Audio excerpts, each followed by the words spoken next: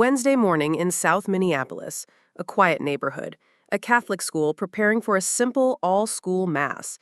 Parents dropped off their children expecting to pick them up hours later, happy, safe, alive.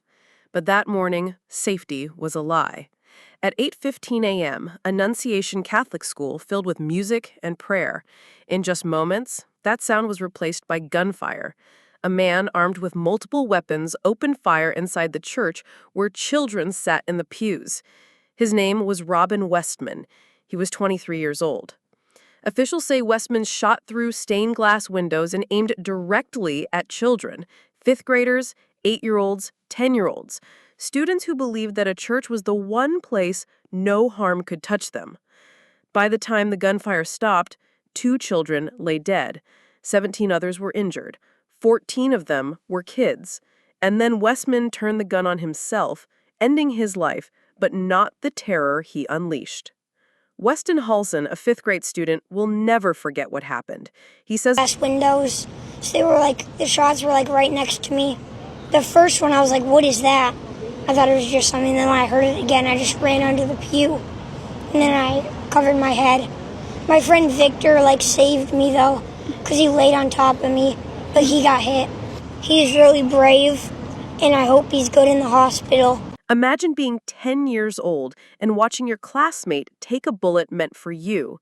Imagine being that parent, learning that your child's courage came at the cost of their life. Madee Brandt, a nanny working near the school, drove into the neighborhood just as the first police units arrived. She saw children running from the church barefoot, screaming, clutching each other as they poured out of the building. She saw parents desperate to reach them, officers drawing weapons, sirens filling the streets. A scene of chaos no child should ever have to experience, but too many already have. Now investigators have confirmed what many feared.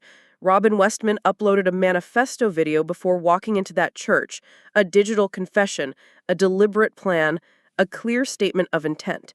He wanted this moment. He wanted these deaths, and he wanted the world to hear his voice. But while Westman's life ended with a self-inflicted gunshot wound, his words will linger. Police are reviewing every second of the video, a disturbing insight into his state of mind, his motives, his grievances. Authorities are not releasing the full video to the public, but they've made it clear.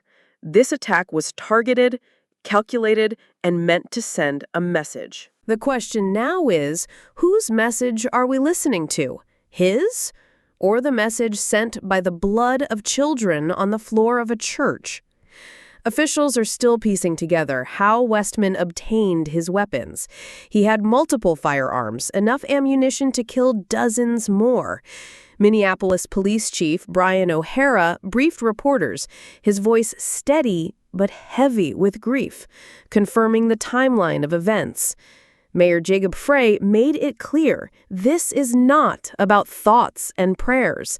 He said it because too many times before, leaders offered condolences and moved on, while families buried their children. Inside that church, under the stained glass windows shattered by bullets, there are still bloodstains on the pews. There are still tiny shoes left behind in the rush to escape.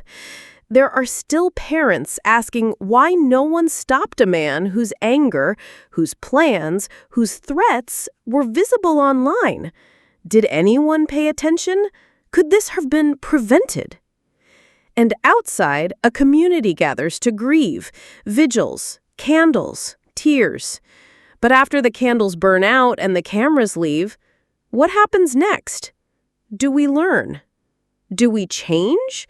Or do we wait until the next child dies in a classroom, in a church, in a place that should be safe? Westman wanted to be remembered, but the names we should remember are the names of the children who never made it home, names we are not saying enough, faces that will never grow up, dreams that ended on a Wednesday morning because someone decided that their lives didn't matter.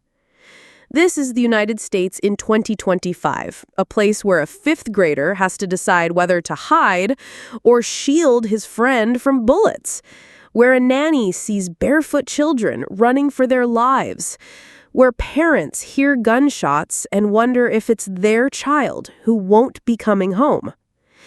Investigators continue to review Westman's Manifesto, searching for clues, for motives, for anything that might explain the unexplainable. But do we really need another manifesto to tell us what's wrong? Haven't we read enough of them already? This isn't just a Minneapolis story. It's an American story, one written in gunfire and grief, told over and over again in schools, churches, grocery stores, and neighborhoods across the country. And every time, we act like it's new. We act like it's shocking. But if we're honest, we've allowed it to become routine. What are we willing to accept? Another child shielding a classmate with their body? Another nanny watching children flee barefoot into the snow? Another video manifesto uploaded hours before the first shot? 2 children are dead. 17 others are injured. A 23-year-old gunman is gone. But this story is not over. Because unless something changes, this will happen again and again and again.